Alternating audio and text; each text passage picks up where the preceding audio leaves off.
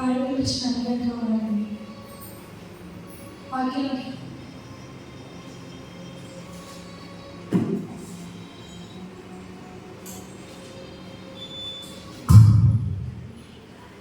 కొన్ని కళల కోసం అడుగుతున్నామండి. వైద్యం జ్ఞాపకంగా లోతు వాళ్ళ కోసం నేర్చుకున్నాం కదా. ఏమని అందరి చేత చదివించారు జ్ఞాపకంగా. లోతు భార్య జ్ఞాపకం చేసుకున్నది, లోతు భార్యని జ్ఞాపకం చేసుకున్నది అని అంత్యకాలంలో దేవుడు మనకి ఎలా చెప్పాడో అది మనం జ్ఞాపకం చేసుకున్నాం కదా. లోతు భార్య ఏం చేసింది? ఎరిగి చనిపోయింది. దేవుడి కోసం అంతా తెలుసుకుంది. మనం చాలా మంది పొరపాట్లు చేస్తూ ఉంటాం. పొరపాటు చేస్తున్నారు ఎవరు లేరు, కానీ తెలుసుకుంది దేవుడు ఆ పాపమనే ఊపిరి నుంచి చెయ్యి పట్టుకుని లాగినప్పుడు మన తిరిగి చూసుకోకూడదు. మన జీవితంలో కొన్నిసార్లు పడిపోయినప్పుడు ఆర్థిక సమస్య ఏంటి, ఇటువంటి ఇబ్బందులు ఉన్నప్పుడు దేవుడు ఒకసారి మనం చెయ్యి పట్టుకుని లేవనెత్తాడు. ఆయన మనకు ఒక అవకాశం ఇస్తాడు. అది మనం ఎదిగి ఆయనకి తగినట్టుగా జీవిస్తే ఆయన చాలా ఉన్నత పరిస్థితిలో హెచ్చిస్తాడు. బయటికి లాగొచ్చిన దేవుడు అలా విడిచిపోయాడు కదా. ఆమె ఏమనుకుందో అదే నాకు ఇంకా కంఫర్టబుల్, అదే నాకు లోకము, అదే నాశనమైనట్టు లోపలి. అందుకని ఏమైంది? తన ప్రాణాన్ని కోల్పోయి ఉపస్తంభంగా అయిపోయింది, నిస్సారంగా ఉప్పుగా అయిపోయింది. అటువంటి రీతిగా మనం ఉండకూడదు అని చెప్పేసి మనం రోజు బాగా జీవించుకోవాలని గత ఆటలు నేర్చుకున్నాం కదా. ఈరోజు రాహేల్ కోసం నేర్చుకున్నాము. రాహేల్ మీ అందరికీ తెలుసు కదా, ఇంగ్లీష్లో రేచల్ అంటారు. చాలా మంది పేరు పెడతారు రేచల్ అని. అయితే ఈ రాహేల్ ఎవరో మీ అందరికీ తెలుసు. ఇస్సాకు రెబ్కాకి ఇద్దరు కవరపిల్లలు పుడతారు. తెలుసు కదా ఇస్సాకు అబ్రాహాంకి. వాళ్ళ దగ్గర తర్వాత పుట్టిన కుమారుడు ఎవరు? ఇస్సాకుకి రెబ్కాని ఇచ్చి వివాహం చేసిన తర్వాత వాళ్ళిద్దరికి ఇద్దరు ట్విన్స్ పడతారనమాట, కవరపిల్లలు. వాళ్ళిద్దరికి యాకోబు, ఏషావు అని పేరు పెడతారనమాట. వాళ్ళిద్దరు పెద్దవాడేమో ఏసావు, చిన్నవాడేమో యాకోబు. ఈ చిన్నవాడు దేవుడు తన తండ్రి దగ్గర నుంచి, తండ్రి అయిన ఇస్సాకు దగ్గర నుంచి ఆశీర్వాదాలు తీసుకోవాలని చెప్పి ఒక ప్లాన్ వేసి, ఏషావు ఎలా ఉండేవాడంటే చర్మం రోమంలో కలవాడు. చాలా మందికి ఎక్కువ హెయిర్ ఉంటుంది తెలుసు కదా, కొంచెంమందికి వాళ్ళ పుట్టుక నుంచి ఉంటుంది. ఒంటే రోమంలో కలవాడు, ఉంటే నిండా రోమాలు ఇందుకు కలవాడు. తన తండ్రి వృద్ధాప్యం అయినప్పుడు ఎలా కనుగొన్నాడంటే తన చేతులు పట్టుకుంటే శరీరం మీద రోమాలు ఉంటే ఏసావని, రోమాలు లేకపోతే యాకోబు అని నాకు గుర్తించేవాడు. ఏం చేశాడంటే దీవెనల్ని పొందుకోవాలి. జ్యేష్ఠ పుత్రుడు అంటే ఆ రోజుల్లో చాలా ప్రాముఖ్యత. అందుకనే ఒక కోటి కోసం కూర కోసం ఏం చేశాడు? తన జ్యేష్ఠత్వాన్ని అమ్మేసుకున్నాడు. ఆశీర్వాదాన్ని తీసేసుకుంటే ఎప్పుడైతే తన తమ్ముడు తన అన్న చంపుతాడని చెప్పి భయపడి తన తల దాచుకోవడం కోసం తన తల్లి అయిన తమ్ముడు సహోదరుడు లాభాల దగ్గరికి పారిపోతాడు. ఈ స్టోరీ అంటే మీకు తెలిసిందే. అయితే తల్లి అంటే తల్లి మీ అన్ని ప్రాణహాని చేస్తాడేమో, నాకు సహోదరుడు ఉన్నాడు, మీ మామయ్య అయిన లాభాల దగ్గరికి వెళ్ళి దాంట్లో ఒక అమ్మని పెళ్లి చేసుకొని చెప్తాడు. లాభానికి ఇద్దరు కుమార్తెలు, దాని పేరు లేయా, రెండో దాని పేరు రాహేల్.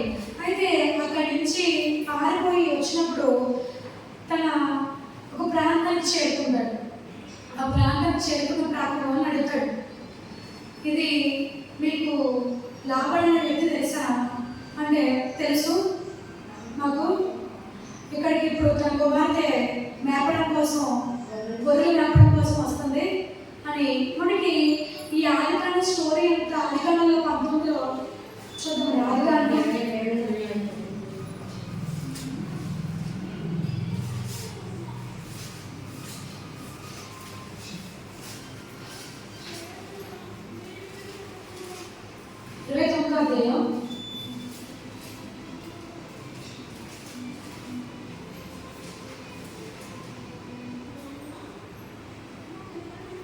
ఇల్లు వచ్చి చూడుతుంది.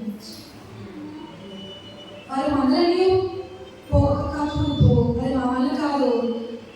తర్వాత వారి బావి మీద నుండి రాయి పోగించదు, అప్పుడే మేము గొర్రెలకు నీళ్ళు పెట్టుదామని అతడు వారితో ఇంకా మాట్లాడుచుండగా రాహేలు తన తండ్రి గొర్రెల మందను తోలుకొని వచ్చను, ఆమె వాటిని మేపున్నది. ఇక రాహేలు ఎలా కనిపిస్తుందంటే తండ్రి బాధ్యతను నెరవేర్చేదిగా కనిపిస్తుంది రాహేలు. యాక్చువల్గా మామూలుగా తండ్రికి వ్యవసాయం వస్తారు కొడుకులు కదా, ఇప్పటివరకు మామూలుగా అయితే యాక్చువల్గా అయితే మగవాళ్ళు మేపుతారు, కొడుకులు కుమారులు మేపుతారు, ఆడవాళ్ళు మేపేటారు కనిపించింది. కానీ ఇక్కడ రాహేలు తన తండ్రి మందను మేపేదిగా కనిపిస్తుంది. అంటే ఇక్కడ మనం ఏమర్థం చేసుకోవాలంటే తన బాధ్యతను కూడా ఏమే తీసుకుందన్నమాట. గొర్రెలు మేపడం ఒక బాధ్యత ఉన్నది. తన గొర్రెలు తన కాపరి తన స్వరాన్ని వింటాయంట, కాపరి స్వరం వింటాయంట. ఆమె గొర్రెలు మేపడంలో బావి దగ్గర రాగానే అప్పుడు ఈ తెలు చూస్తాడనమాట. ఎవరు? యాకోబు రాహేల్ని చూస్తాడు. పరిగెత్తుకొని పోయి ఎలుగెత్తి ఏడ్చి ముద్దు పట్టుకుంటాడు రాహేల్ ఏ విధంగా యాక్చువల్గా బాగా మొదలైన అవుతారు. అయితే రాహేల్కి చాలా ఇష్టం అనమాట. యాకోబు రాహేల్ మీద ఇష్టపడతాడు, తన్ని ప్రేమిస్తాడు. బైబిల్లో మనకి ఇక్కడ ఒక లవ్ స్టోరీ కనిపించింది. ఇది ఆధారం చేసుకుని చాలామంది దేవుని ఎదుగుతున్నారు, కానీ అటువంటిది కాదు, నమ్మకం కాదు, ఈ లోక ప్రేమ కాదు. అయితే ఈమె ఇక్కడ తండ్రికి చాలా సహాయం చేసే కుమార్తెగా కనిపించేది. ఇంకా మనం 16-15 వచ్చినాం చదవండి. చదవమ్మా. లాభమైన కుమార్తెలు లేరు. వారిలో పెద్ద పేరు లేయ, చిన్న పేరు రాహేలు. లేయ జబ్బు కళ్ళు కలది, రాహేలు రూపవతి సుందరినే ఉన్నారు. ఫస్ట్ ఆమె పేరు లేయ. ఆమె ఎలాంటిదంట? జబ్బు కళ్ళు కలదు. చిన్నదాని పేరు రాహేలు. ఆమె చాలా రూపవతి సుందరి, అంటే చాలా అందంగా ఉంటుంది అన్నమాట ఆమె. అందుకనే యాకోబు ఇష్టపడ్డాడు రాహేలు.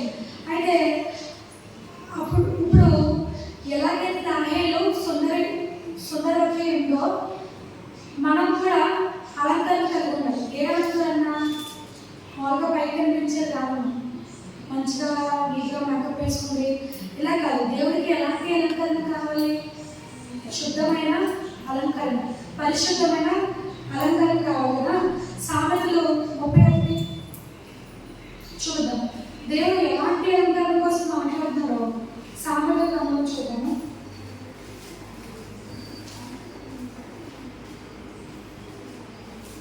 ఉపయోగాధ్యాయం 30 అందం మోసకరము, సౌందర్యం వ్యర్థము, యెహోవాను భయభక్తులు కలిగిన స్త్రీ కొనియాడబడదు. అందం ఏంటంటే మోసకరం, సౌందర్యం వ్యర్థము. ఇప్పుడు ఈ బాహ్యంగా ఉన్న అందం స్థిరకాలమండి. ఎలాంటి అలంకరణ జీవించాలి? ఆత్మీయమైన అలంకరణ కలిగి ఉండాలి. ఇక్కడ అందమే కాదు, రాహేల్కి చాలా మంచిది, సుందరవతి, దేవుడి పట్ల చాలా భయం కలిగింది. అటువంటి స్త్రీగా మనం రాహేల్ని చూడవచ్చు. అలాగే పేతురు, ఒకటో కోసం పేతురు, మొదటి పేతురు.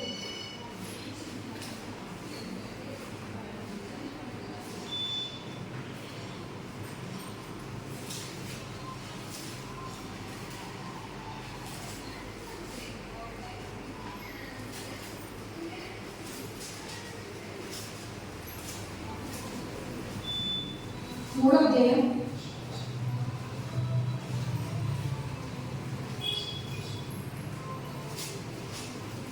3వ జగన్లో అనుకుంటాయో, బంగారు పెట్టుకుంటాయో, వస్త్రములు ధరించుకుంటాయో, వెలుపటి అలంకారం మీకు అలంకారంగా ఉండగా సాధువైనట్టు మృదువైనట్టు గుణమున అక్షయకరం కల మీ హృదయపు అంతరంగ స్వభావం మీకు అలంకారంగా ఉండవాలని అది దేవుని దృష్టికి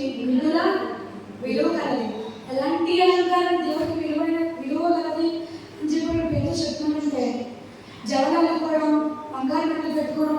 ఇప్పుడు మనం ఎవరు చాలా చూడటం, చాలామంది కాలేకపోతున్నారు. కాలేజీకి వెళ్ళే పిల్లలేంటి, స్కూల్కి వెళ్ళే పిల్లలేంటి, ఇప్పుడు చాలామందికి ఎక్కువ అలంకారం బహుశా చదువు మీద కూడా ఉండదు అన్నమాట. అటు రీతిగా యవనస్తులు చాలా ఉన్నారు ఈ రోజుల్లో.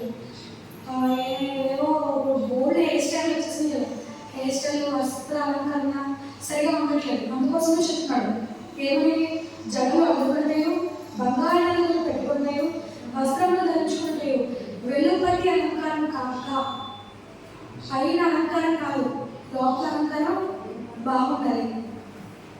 పైకి కనిపించేది బయటికి మాత్రమే కనిపిస్తుంది, లోపల ఉండే అలంకారం ఎవరు చూస్తారు?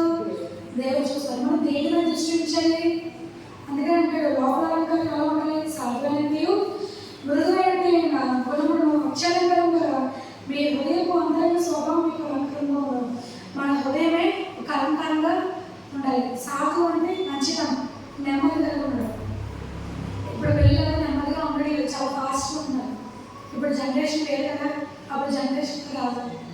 ఇప్పుడు చాలా ఫాస్ట్గా ఉంటారు, కంప్యూటర్గా ఉంటారు. అయితే సాధు అంటూ మృదు అంటే సున్నితంగా అన్నమాట, చాలా సెన్సిటివ్. ఇప్పుడు పిల్లలు ఎలా ఉండాలంటే సాధు అంటూ మృదు అంటే చాలా సున్నితం, అన్నిటికీ లోబడి ఉండాలి, వాక్యానుసారంగా జీవించాలి, దేవుడికి లోబడే బిడ్డలుగా ఉండాలి. ఇప్పుడున్న యవనస్తులు దీన్ని బట్టి నడుచుకోవాలని మన రాహేలో నేర్చుకున్నాం. అట్టిగానే ఆదికాండం 30వ అధ్యాయం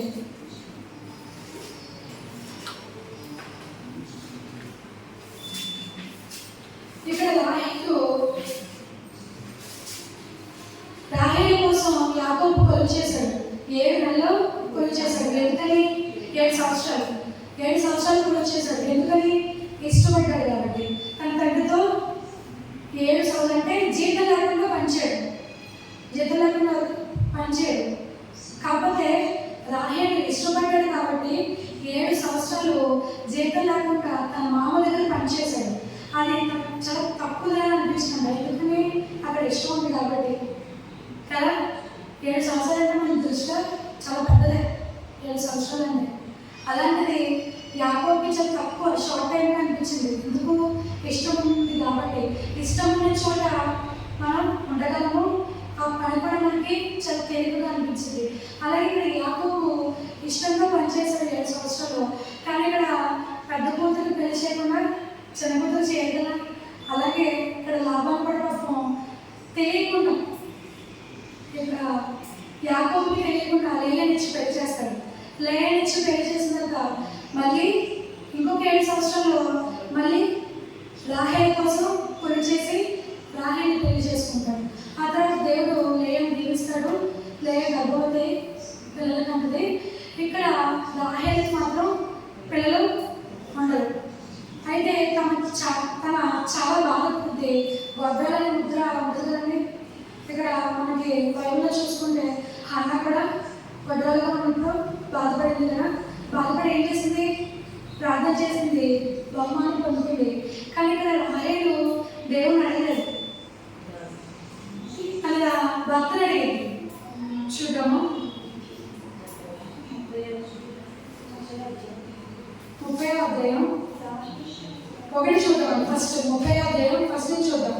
రాహేలు తన యాకోబును పిల్లలు కనుక్కోవడం చూసి తన అక్క యందు అసూయపడి యాకోబును గర్భఫలమేమో లేనివాడేనో చచ్చడను. ఎవరు అడగాలి? ఎవరిస్తారని మనకు గర్భఫలం? యెహోవా ఇచ్చు బహుమానం. కాబట్టి గర్భఫలం కోసం తన భర్త అడుగుతుంది. ఎవరు అడగాలి? దేవుడు అడగాలి. అసూయపడింది తన అక్క ఏంటి? అసూయపడి ఒక పిలుచుకొని చేసింది. ఏంటి? తన దాసిని పంపించింది. తన దాసి వల్ల కలిగిన పిల్లలు కూడా నాకు కూడా పిల్లలే కదా అని భావించింది. కానీ దేవుడికి అసాధ్యమైంది ఏది లేదు. దేవుడు అడిగితే దేవుడు ఖచ్చితంగా నాకు ఇస్తాడని దేవుడు మీద నమ్మకించలేదు. నమ్మ కొంచెం భర్త మీద తీసుకుంటుంది. నువ్వు గర్భఫలం నాకు ఇవ్వు, లేని నేను చచ్చిపోతాను అమ్మంటుంది. దానికి యాకోబు ఏమంటాడు? యాకోబు కోపము రాహేలు రగడగా అతన్ని నీ గర్భఫలమును ఇవ్వకపోయినా దేవుడు ప్రతిగా ఉన్నానా అన్నాను. అందుకు ఆమె, నా దాస్యం ఇలా ఉంది కదా, ఆమె పొమ్ము, ఆమె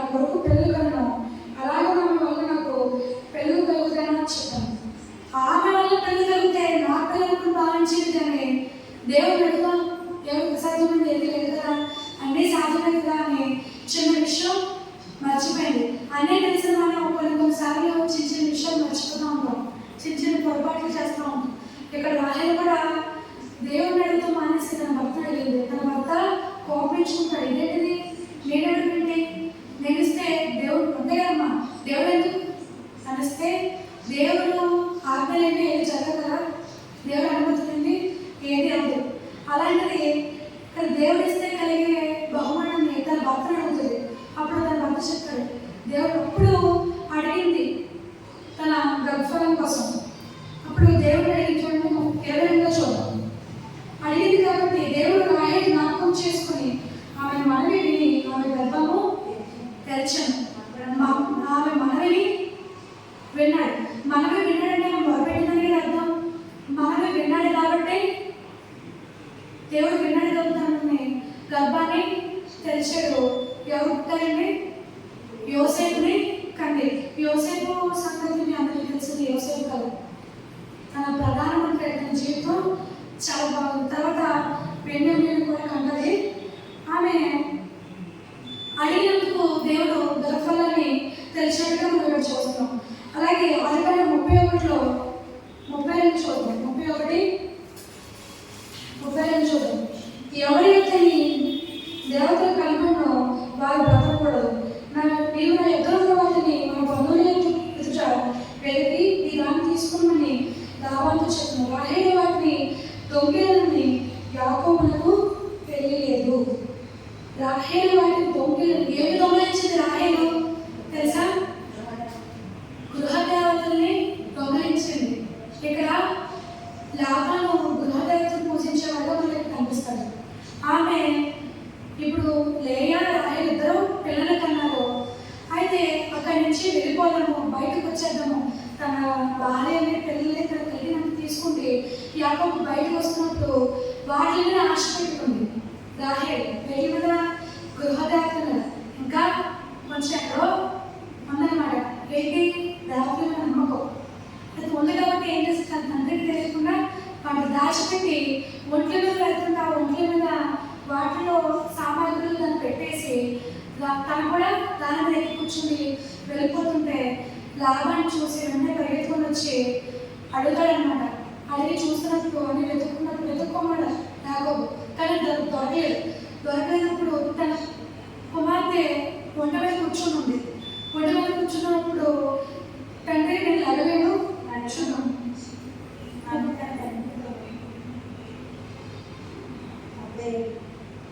34 చూద్దాం. రాహేలు ఆ విగ్రహం తీసుకుని ఒక సముద్రంలో పెట్టి వాటి మీద కూర్చున్నాను. కాగా లాభాను గుడారమందును కళ చూసి నా పెట్టి నాకు దొరకలేదు. ఆమె తన తండ్రితో తన రుచులను లేవడంలో ఆమె కోపపడకూడదు, నేను కడగాలని చెప్పాను. అక్కడ ఎంత వెతికాను ఆ విగ్రహంలో దొరకలేదు. తండ్రి నేను లేవలేందుకు నా మీద కోపపడద్దు, నేను కడగా ఉన్నాను, నేను లాగలేను అని మొత్తం వెతుకుని చూసుకున్నా అవి ఆ విగ్రహాలు దొరకలేదు. ఇక్కడ ఒకటి అబద్ధమాటలు ఒకటి దొంగలించింది రాహేలు. ఆ విగ్రహం మీద ఆశ పెట్టుకుంది, విడిచిపెట్టేసిన మీద ఆశ పెట్టుకోకూడదు. ఇక్కడ రాహేలు ఒక దేవుడు మొదలుపెట్టింది. దేవుడు తమ గర్భాన్ని తెరిచినా కూడా ఇంకా దేని మీద లక్ష్యం వచ్చింది? విగ్రహాల మీద లక్ష్యం వచ్చింది. కొన్నిసార్లు దేవుడు మన జీవితంలో చాలా గొప్ప కార్యాలు చేస్తాడు.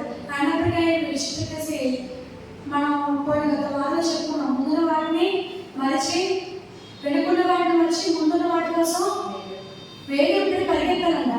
కానీ ఇక్కడ రాహేలు ఏం చేసింది? దేవుడు చేసిన కార్యాలను మర్చిపోయి దొంగలు కొట్టి తన అక్క మీద అసూయ పడింది. అసూయ మంచిది కదా, అసూయ అసలు ఎముకలకు కుళ్ళంట. అయితే ఇక్కడ ఏం చేసింది? అసూయ పడింది, దొంగలించింది, అబద్ధం ఆడింది. ఇన్ని చేసింది కాబట్టి దేవుడు తను ఎక్కువగా ఉంచలేదు, ఎక్కువగా ప్రేమించాడు. కానీ యాకోబు ఎక్కువ తన జీవితంతో తను చూసుకోలేకపోయాడు. తన మళ్ళీ గర్భవతి బెన్యామీను కనేలోపు రాహేలు మరణించింది.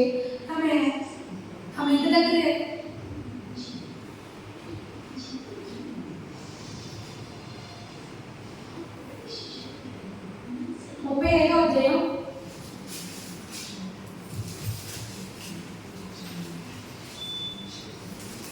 17 ఆమె ప్రసవం వలన ప్రయాసపరిచినప్పుడు మందసం ఆమెతో భయపడము, ఇది నీకు కుమారుడు గురించి చెప్పను. ఆమె మృతి పొందెను. ప్రాణం పోవచ్చును. ఆమె అతని పేరు బెనోనియను, అతని తండ్రి అతనికి బెన్యామీను ఆమె పేరు పెట్టెను. రాహేలు మృతి పొంది బెత్లెహేము ఎఫ్రాతా మార్గం కాపాడబడను. బెత్లెహేము దగ్గర ఎఫ్రాతా మార్గం దగ్గర కాపాడబడింది. దేవునితో జీవిస్తే ఎక్కువ కాలం బతుకుతాము అని ఇక్కడ మనం చూడవచ్చు. మనం కేంద్ర గ్రంథంలో చూస్తాం, ఎక్కువ కాలం జీవించిన జీవితం ఎలా ఉంటుంది? ఆయాసము దుఃఖమే. అధిక బలమనేలా అది 70 సంవత్సరాలు ఏం వెళ్ళాలి? ఆ బ్రతికెలా ఉంటుందంటే ఆయాసము దుఃఖకరమే.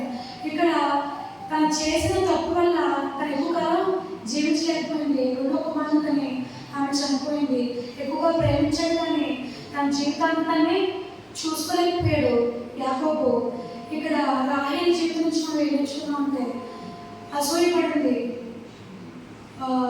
దొంగలించింది, అబద్ధమాడింది, దేవుడు అడుగుతూ మానేసి తన భర్తని అడిగింది.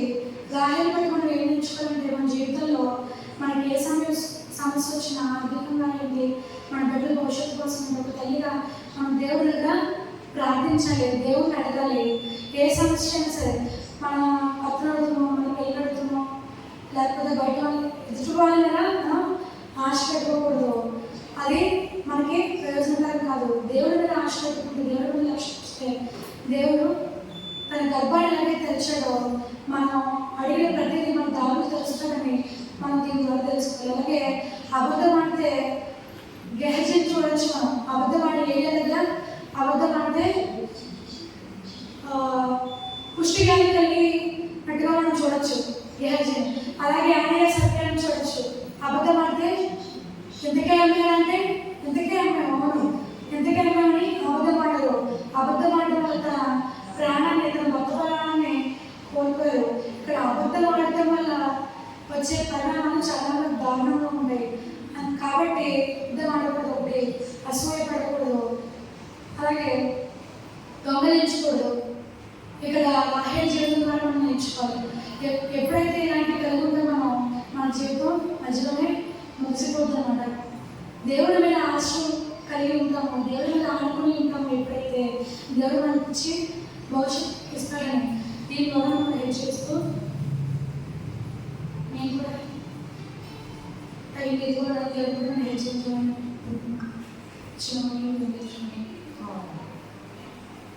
ప్రార్థన అవసరం